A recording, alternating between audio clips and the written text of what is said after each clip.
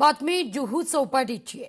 सलग 16 दिवस लोकशाही मराठी जुहू चौपाटीवरच्या परिस्थितीचा आढावा घेत आहे। आजच्या 16व्या दिवशी सुद्धा परिस्थिती जैसे थे पाहूया। मी सध्या जुहू चौपाटीवरती आलेली आहे। मागच्या 15 दिवसांपासून जुहू चौपाटीवरती कशा पद्धतीत कचऱ्याचं साम्राज्य पसरलेलं आहे याचा रियालिटी चेक लोकशाही मराठी म्हणून आम्ही करत आहोत। आज 16वा दिवस आहे। आज नेमकी काय परिस्थिती आहे आजही आपण पाहू शकतो। कशा पद्धतीत माझ्या मागच्या बाजूला या संपूर्ण कचऱ्याचं साम्राज्य पसरलेलं आजही आपल्याला पाहायला मिळतोय। पालिका प्रशासनाकडून जो कचरा सकाळच्या वेळी काढला जातो त्याचा डोंगर कशा पद्धतीत या ठिकाणी रचलेला आहे। इथले नागरिक आहेत ते दररोज या ठिकाणी मॉर्निंग वॉकसाठी असतात, योगा करण्यासाठी येत असतात। सर, मागच्या काही दिवसांपासून कचऱ्याचं साम्राज्य आहे, काय नेमका त्रास होतोय? रोज आते हैं वॉक करने तो इधर कचरा बहुत जमा रहता है, तो हम लोग को आने जाने में बहुत तकलीफ होती है। बीएमसी को बस सफाई करना चाहिए, जुहू बीच का सफाई करना चाहिए। बहुत से लोग टूरिस्ट आते हैं, बाहर से लोग आते हैं, इधर आते हैं, इधर टूर में आते हैं, बोलते जुहू बीच जाके घूमेंगे, तो उधर कचरा देख के लोग वापस चले जाते हैं। पूरा एयर पोल्यूशन है। आप क्या दे रहे हो अपनी पीढ़ी को, अपने जनरेशन को? ये सब गंदगी, एयर पोल्यूशन बढ़ रहा है, इससे वाटर पोल्यूशन बढ़ रहा है।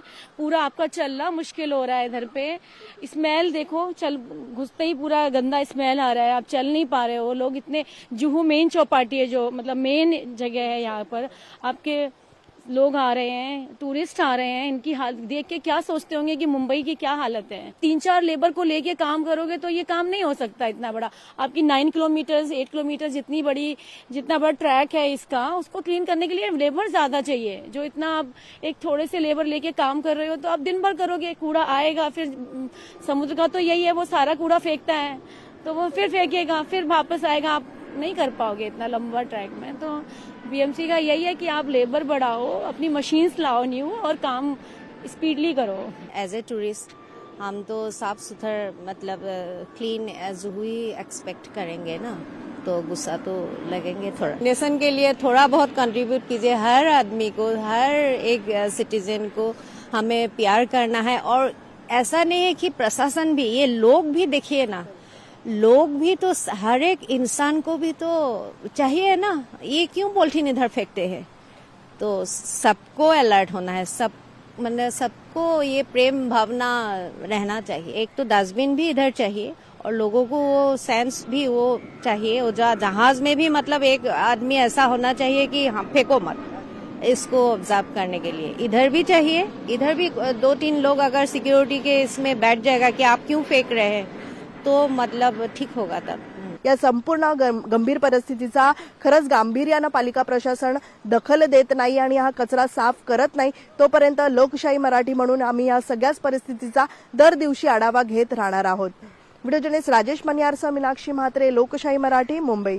तुम्ही जो ड्राईव्ह केला तो खरंच चांगला ड्राईव्ह आहे, कारण त्याच्यामध्ये तुम्ही जर बघितलं असेल तर जुहू चौपाटीवर सामान्य लोक तर फिरण्यासाठी मुलांना घेऊन तिथे येत असतात। कारण शहर जेव्हा मोठं असतं तेव्हा ओपन स्पेसेस कमी असतात, आणि ओपन स्पेसेस कमी असतात तर बहुतांश लोक जुहू चौपाटी नाहीतर समुद्र किनाऱ्याला तिथं जात असतात। आणि तिथं जर कचरा मोठ्या प्रमाणात असेल तर लोकांना तर अडचण होतेच, पण भारताच्या बाहेरून सुद्धा जे मुंबईमध्ये येणारे नागरिक आहेत, नाहीतर जे फॉरेनर्स आहेत, जे आपल्या देशामध्ये येतात, आपल्या राज्यामध्ये येतात, त्यांना सुद्धा ते चित्र जे काय बघायला मिळतं ते अतिशय वाईट दिसत असतं।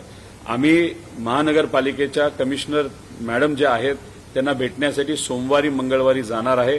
त्याच्यामध्ये स्वच्छतेचे मुद्दे आहेत, रस्त्याचे मुद्दे आहेत, ब्रिजेसचे रस्ते आहेत, हॉस्पिटलचे मुद्दे आहेत।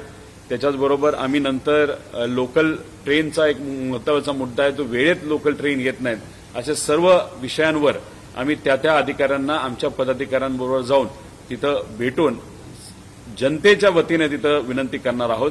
मला हाच प्रश्न आहे की एवढं मोठं बजेट महानगरपालिकेचं असून कामं पेपरवर होत आहेत, खर्च मात्र त्या ठिकाणी होतोय, पण कामं होताना आपल्याला डोळ्याला दिसत नाहीत। म्हणजे त्याचा अर्थ की पैसे हे मोठ्या प्रमाणात भ्रष्टाचाराच्या माध्यमातून महानगरपालिकेमध्ये काढले जातात।